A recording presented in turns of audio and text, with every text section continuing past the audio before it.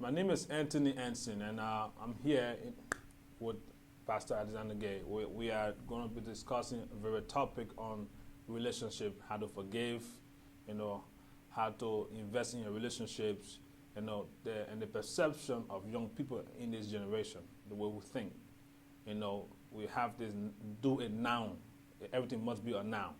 So we're going to be discussing things about that, and he's going to be giving references about the Bible and how everything that you do in life, even to drink a cup of water, it's a Bible verse for that.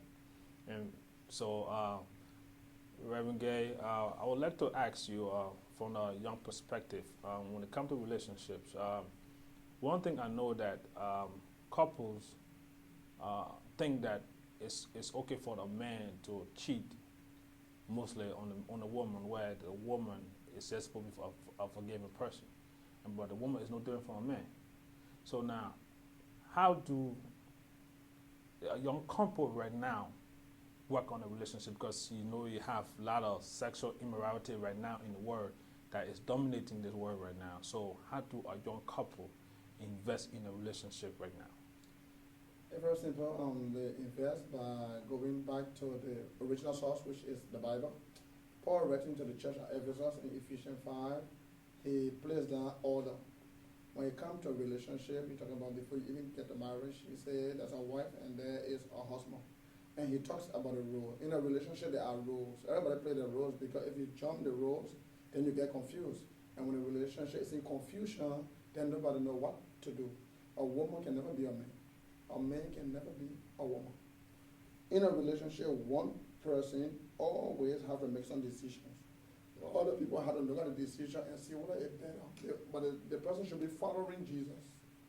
So if you make a decision, but it's a worded decision, then according to the Bible, the person is not bound to follow that decision. It says submit unto the person as unto the law. See? So if the decision is not as unto the law, then a decision then for the Christian is not bound. It's not. The only one that bound is that the person who making the decision should make it according to what God says, not under what the emotions say or what they think or what they want. In a relationship, you can be selfish. Today, every young person want to be selfish. I go, I come when I want to come, I do what I want to do, I make my own money. That's not a relationship. A relationship is about sharing.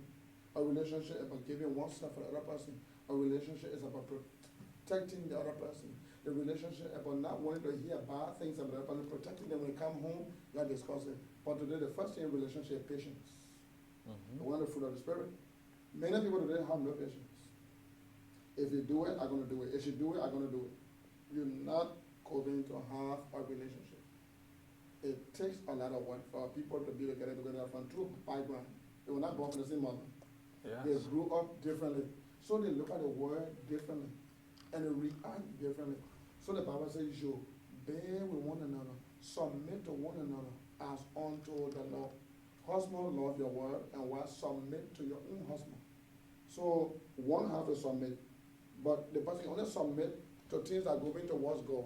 For example, if you have a partner who spend all the money and can't pay the rent, can't pay the bills, you have a wife or a partner who drinks all the money, go to the casino. Now, according to the Bible, you can submit to that kind of person. Because in the family, with that, and the essence of the Bible is the what? Jesus said, "Can you have life and have a what?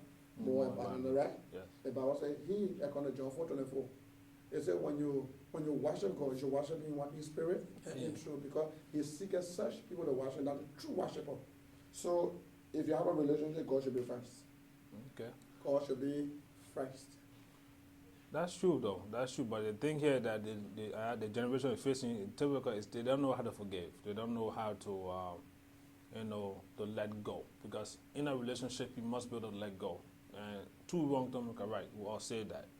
And you see that in everyday practices in relationship. Like you said, they must do their own thing. They must go their own way. I come when I want to come. And that is a bad mentality when it comes to relationship. It's a bad error. So like you said, in a relationship, you have to invest your time, your love, commitment, because you have to treat somebody the way you want to be treated. At the bottom, that's number one. That's what I want to do unto you. That's one of the major commandments in the Bible. Yeah. And then the greater of all is love. Yeah. So to show love, that means you have to what? Put yourself behind Yeah. and put somebody else in front. Yeah. You have to know how to what? Lift somebody up. The thing is that a lot of people don't know how to lift one another up. So how the Bible say you should lift one another up? Because in families, I see brothers and sisters, they always want to go straight to say negative things, to put the person down. Instead of you saying, okay, it's okay. No, it was wrong though, but this is a better way to do it. You know what I'm saying? Because once you know how to support somebody, you know how to love somebody. And when you can love somebody, then you have better growth of things that is going on. So how do you tell a couple to be able to forgive and break it down as Bible and physical context so they can be able to see the difference where you see the Bible on one side and the things they are doing now? Because that's the biggest thing is forgiveness. And a lot of couples don't know how to do that. The first thing the Bible talks about is that you can't give what you don't have. See? People that usually are unforgiving are people that are not confident about themselves. Because they justify why should I forgive somebody? If I forgive, then they'll keep doing it. See, it's a negative mentality. I do unto others, I do unto you did it to me, so I can do it to you too. Be not deceived, because number whatsoever you sow, that's what you're gonna reap. Yes, so true. So if you sow orange, you can get potato. It can happen. That's true. And those that don't want to forgive, they want the Heavenly Father to forgive them. Jesus said in Matthew says, Father, forgive them. Why? In the Lord's Prayer. He said, I will forgive those who trespass against us. So God should forgive us because we too have the obligation to forgive those who trespass. So if we don't do it, then we are holding our own forgiveness too, because God want to forgive us. If He forgive us for all the things we have done, if God will count it to us, nobody will even stand before Him.